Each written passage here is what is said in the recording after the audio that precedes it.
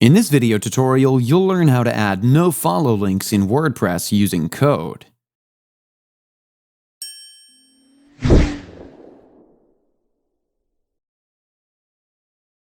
In WordPress, you can add the no-follow attribute to links using code in various ways.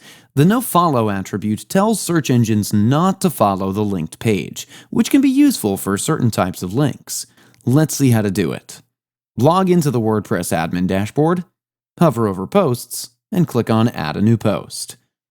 Let's add some paragraph text over here to add the link further.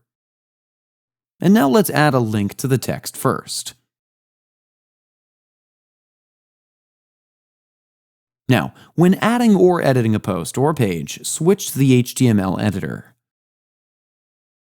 Locate the anchor tag for the link you want to make no-follow. Add the rel equal no-follow attribute inside the anchor tag. When using the no-follow attribute, it's crucial to use it responsibly and in accordance with search engine guidelines. Always back up your website before making changes to theme files. Once done, you can simply save or update the post. And this is how easy it is to add no-follow links in WordPress using code. Now, in case you want to learn how to create a download link, then you can learn that as well. I've linked the video in the description below, or you can also click on the eye icon in the top right corner of your screen to view the video.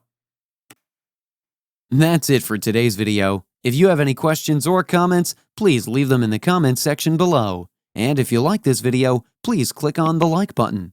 If you're new to our channel, hit the subscribe button and tap the bell icon so that you don't miss any of our future videos. Thanks for watching. We'll see you with the next one.